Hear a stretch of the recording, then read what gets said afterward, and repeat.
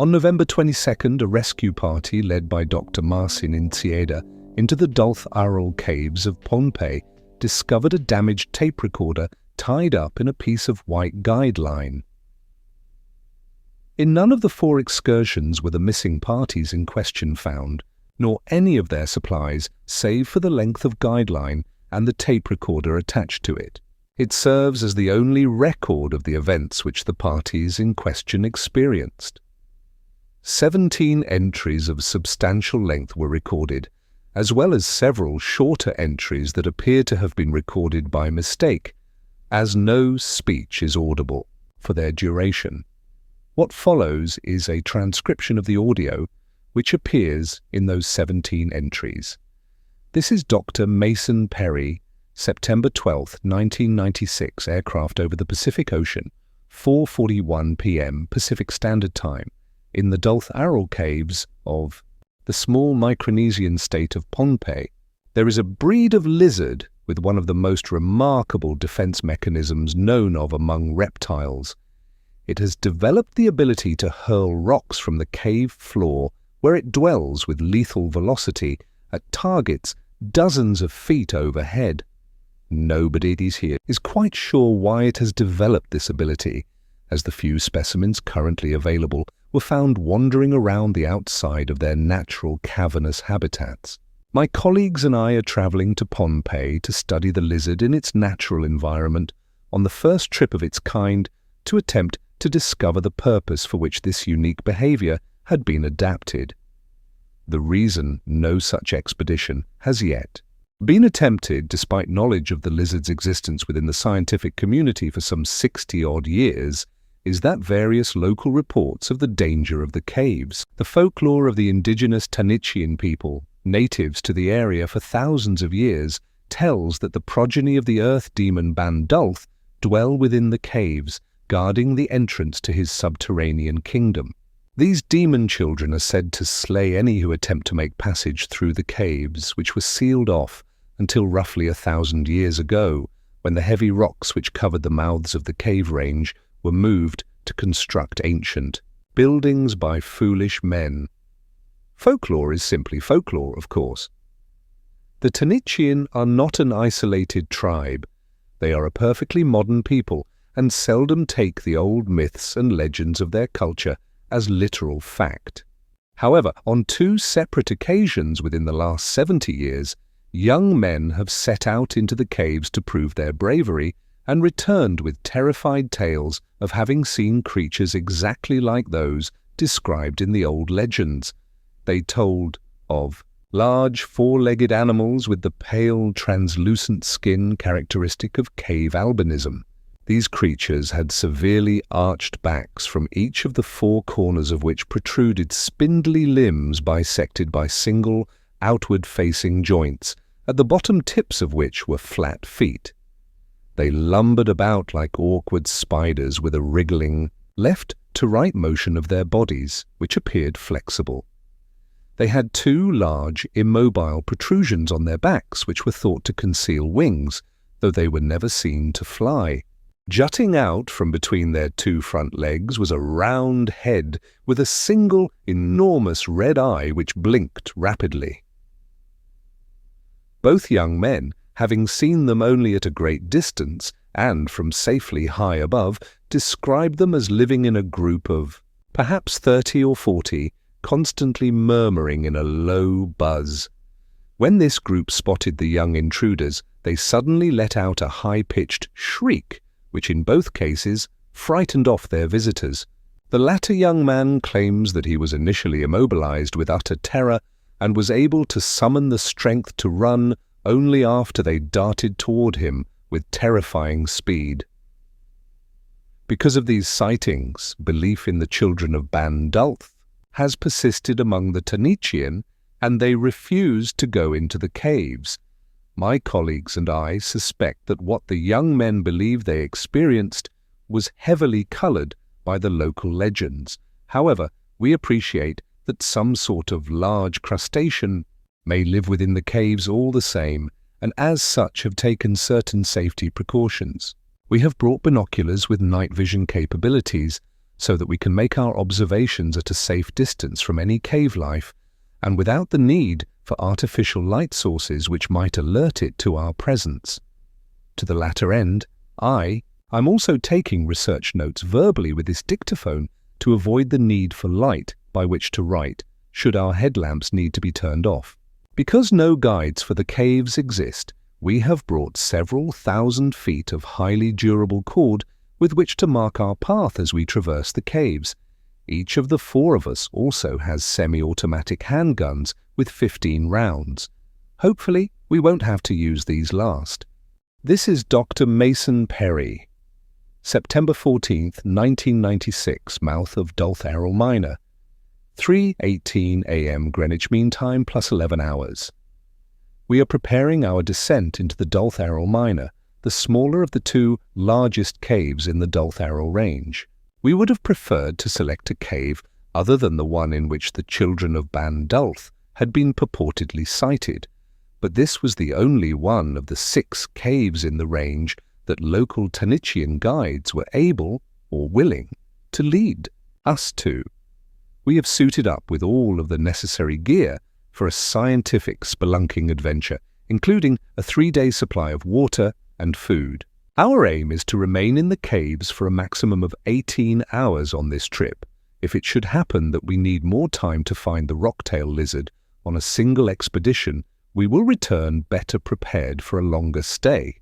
Still, one can never be too cautious. I am joined on this trip by Doctors Janet Briggs and William Kincaid. Dr. Marcin Incieda fell ill after ignoring our group's admonitions and sampling a rather exotic local dish upon landing, and so will not be joining us on this initial expedition. A woman's voice can be heard in the background. He's going to miss all the fun. Should it happen that we do discover a new species of crustacean within these caves, we will make informal notes for the benefit of our colleagues back in the States. The woman, "Okay, Mason, the lines are tied off. We're ready to go." Hushed. This is Dr. Mason Perry, September 14th, 1996, inside the Dulth Errol Minor, 4:36 a.m. Greenwich. Mean time plus 11 hours. A periodic echoing clack can be heard in the background. I am currently watching a mature rocktail lizard specimen lift and sort rocks. When the lizard lifts a rock, he will turn it over several times in his prehensile tail, then set it back where he found it. If he comes upon a flaw in the rock, he tosses it up and out of the way of the cave floor. It seems as though the lizard spends some amount of its spare time making sure that its rock supply is more usable in the event of an emergency. A man's voice, also hushed, can be heard nearby. "Look, Mason, a bat just flew onto the ceiling." There is a long silence. Then a sudden squeak followed by a thud. "Whoa! Did you guys see that? Jesus, that thing is fucking fast." The lizard picked up a rock, and then the bat fell off the ceiling. It happened so fast, I didn't even see the throw. The lizard is currently eating the bat it just killed. You know, Jeanette, we thought that this was a self-defense mechanism, but it looks like a hunting behavior toward a series of extremely rapid clacks are heard. Holy shit! Holy shit, what was that? The woman, breathless. "Jesus, Mason, did you see it? The lizard was trying to hit it. I think it scared it off." Dr. Mason Perry, September 14th, 1996, inside the Dulth Errol Minor, 4:45 a.m. Dr. Briggs saw one of the children. "We now suspect that it is an arachnid, or possibly some sort of insect, rather than a crustacean. It was climbing on the ceiling when it appeared. We didn't notice it, but the rocktail lizard sure did. It whipped a series of rocks up at it with shocking speed. Dr. Briggs was the only of the 3 of us to follow the trajectory of the rocks quickly enough to catch a glimpse of it. According to Dr. Briggs, it was probably close to 5 feet in total length and stood perhaps 2 feet high.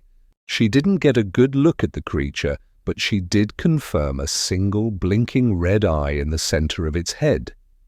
The woman: I'm not sure about this, Mason. You didn't see what I saw. I don't want to be anywhere near that thing. I say we. Head back. Dr. Briggs is shook up about the whole thing. Dr. Kincaid and I, however, are anxious to press on. Perhaps it's just because we want to get a good look at these children ourselves. The young men who visited these caves reported that they spent approximately an hour wandering inside them when they discovered the nest. So given the time spent observing the first rocktail lizard specimen, I figure it's maybe 20 minutes more into the cave until we see it. Dr. Kincaid has been trying to assuage Dr. Briggs's fears by noting that we will be safely high off the ground, and, unlike the young men who visited before us, we will be armed. The woman: Stop talking to your damn tape for a second. I'm right here. Don't you fucking narrate over me. I want to head back. That thing was fucking fast. Do you understand? You saw how fast that lizard threw rocks and it got out of the way of all of them. These things are quick when they want to be, Mason. I don't want to find out what happens when they see us. Okay, Jeanette, how about this? Would it make you feel better if we use the night vision from here on in? That way they won't be able to see us, so you've got nothing to worry about. Jeanette, you've seen animals on expedition that we know can kill humans easily. What's the first thing you learn about those animals? What did you say the whole way here? The woman: that if you leave them alone and stay out of their way, they won't bother you. Exactly. Look, Jeanette, these things are cave spiders, right? Spiders aren't aggressive creatures. If we leave them be and stay way out of their way, and they can't even see us, we'll be fine. The woman: I guess. Okay, I'll go, but I want this to go on record, on that little record you're keeping. I think this is a mistake. Duly noted. Whispers. Dr. Mason Perry, September 14th, 1996, inside the Dulth Arrel Miner. I think it's about 5:15 a.m., but I don't want to turn on my watch light. We can see them. I don't think this is the nest that the locals described, though. There are only 4 of them here. Everything they said about these things is true. The big eye, the spindly legs. I can't speak to the grey skin or the eye's redness looking through these goggles, but Dr. Briggs confirmed that earlier. I was expecting the wings to be larger, though. The rigid coverings only seem to go about halfway down the back. We're still at a pretty substantial distance, and even with these binoculars I can't get enough clarity to make out a lot of details, but I don't see a mouth on these creatures. They have 2 vertical slits just below the eye, it looks like. I think these are nostrils of some kind, which is leading me to doubt that these creatures are any sort of arachnid or insect. And actually, hey Bill, does that look like a tail to you? The man. Where? The one closest to us. Look carefully. It sort of follows the arch of the back, but it's just hanging there. Is that a tail? The man. Yeah. Yeah, I think it is. Are these things reptiles? I don't think so. The back curves down and the tail follows it. Lizard spines don't arch like that. I think these things are mammals. The man. They look hairless. That's not unheard of for subterranean mammals. And it could be short fur, right? I can't tell at this distance. The woman. Okay, you've seen them. Can we go now, please? Yeah, we probably should. Marcin is going to want to see these things himself anyway. Shit. This is Dr. Mason Perry, September 14th, 5:43 a.m. We've retraced our steps back to the area where we first observed the rocktail lizard in action, and something's wrong. We followed the line up ahead about 300 feet and saw that it led us across a shallow pool of water.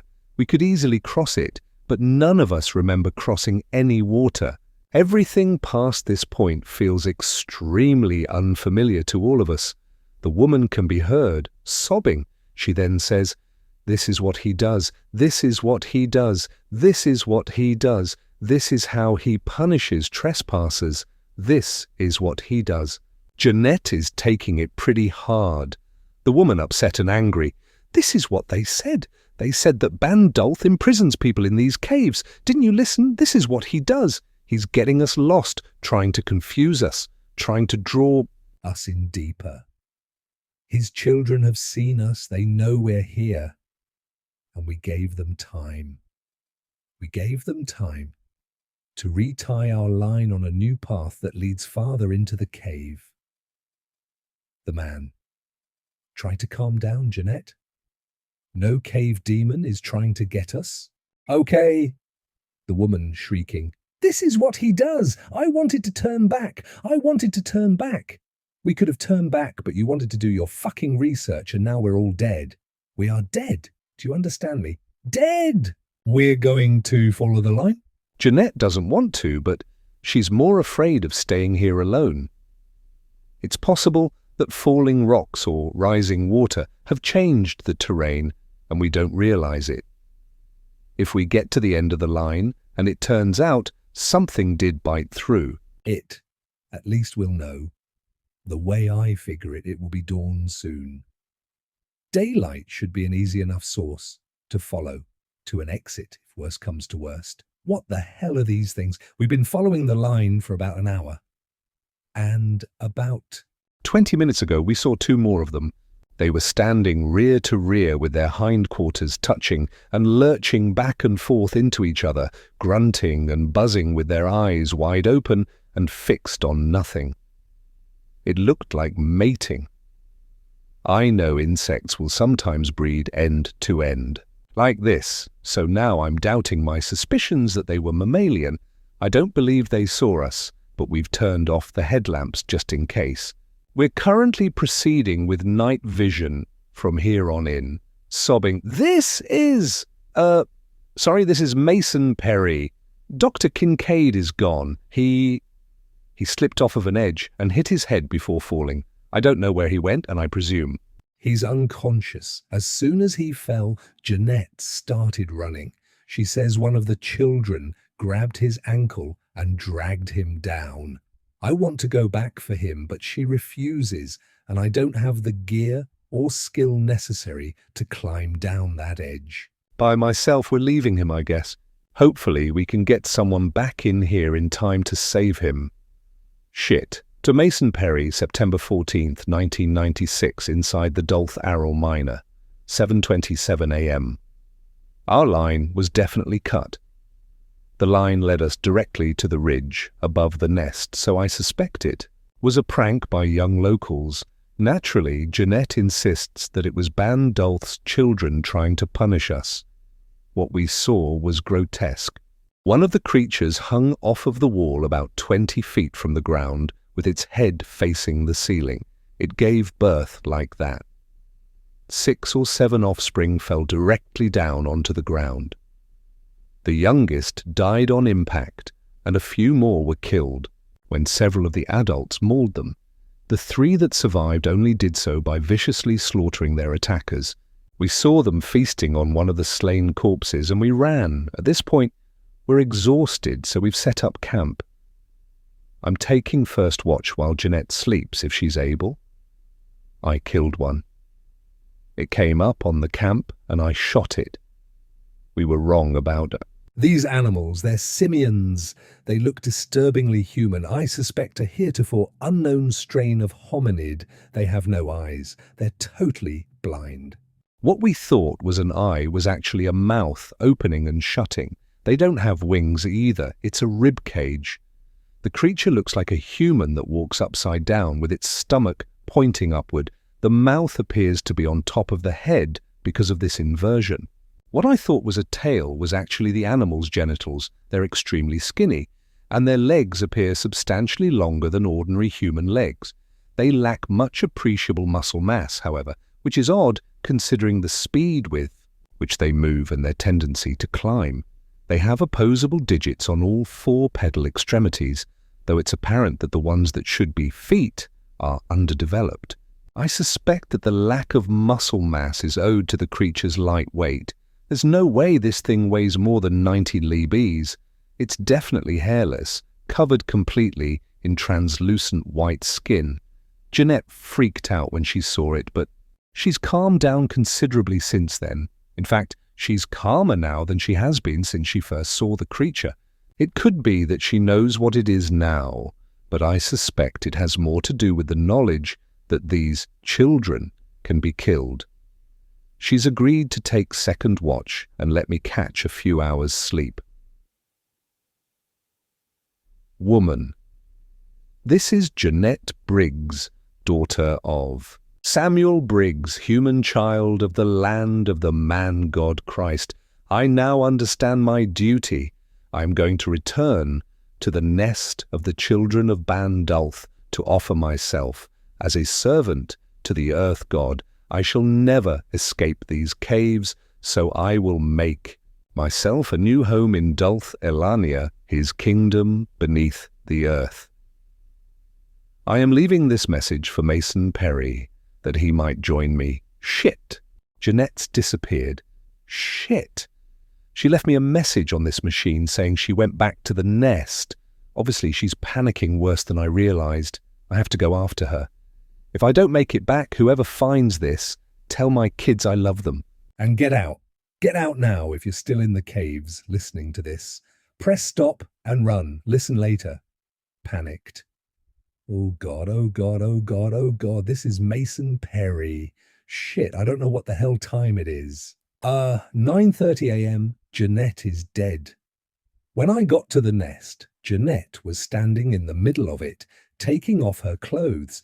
The children, they watched this. They were in a circle around her, just watching. And Jeanette, she bent over backwards, like one of them, and they came at her. Oh, Christ. It unintelligible, sobbing. There were two, one on each end of her, and they were violating her. And another came up and tried to get on, but the one between her legs wouldn't. Stop thrusting and get out of the way. So the third one, it grabbed her by the torso and just started pulling. It ripped off these huge chunks of her skin, of her muscle, just ripped her open, and then it went for the hole. And then two more did this on the other side, and then more. Started ripping holes, and pretty soon she was just a pile of wet meat. Oh, fucking Christ. There was nothing left but unintelligible. And they started eating it. She never screamed. She didn't make a sound at all. I think she wanted to die. It's been 2 weeks since I came into these godforsaken caves. I've long since run out of food, and my efforts to catch rocktail lizards have netted me nothing but injuries. I've used the first aid kit in my pack to disinfect them and bandage them up as best I can, but I'm concerned about my ability to treat further injuries. I've found some water which looked clear enough to supplement my water supply. Hopefully the rocks have done a passable job filtering it. I've seen several of the children since Jeanette's death, but they don't come near me. I think it's the corpse of one of their own in my campsite that scares them off. I have a theory about the phylogeny of these creatures. I think that they were once a group of early hominids who were trapped in these caves when a rock slide closed the cave mouth. I think they clung to the ceiling as much as possible to stay away from the rocktail lizard, or perhaps to get the drop on it when they were hungry. I suspect they developed their upside-down hang to give them better visibility of the tiny lizards on the cave floor, and to help them see incoming rocks over time. Their bodies changed to accommodate this lifestyle until they were a formidable enough predator to walk on the ground again. When outside of the nest, they seemed to come down to the cave floors, only to mate. By the time the rocks were finally cleared away from the mouth of the cave, they had become so dependent on the cave's darkness that they never ventured outside. Exhausted, weak. I'm out of options. I need food. I'm going to eat what meat I can. Salvage from the carcass at my campsite. Hopefully it will give me enough strength to try unintelligible out. I suspect. Gagging sounds, coughing. I think it's been a week since I ate from the carcass. I didn't get any immediate indigestion or signs of food poisoning, but since yesterday, I've felt very ill. Lately, I've come to wonder whether Jeanette was right about the children. At first, I thought they might be primitive hominids, but I can't. Explain the guide wire. How could they have been smart enough to know to cut through our line and lead us to their nest? I don't think that was a prank anymore. I don't think anyone who knew the story of these creatures would attempt to strand another human being in this dark hell.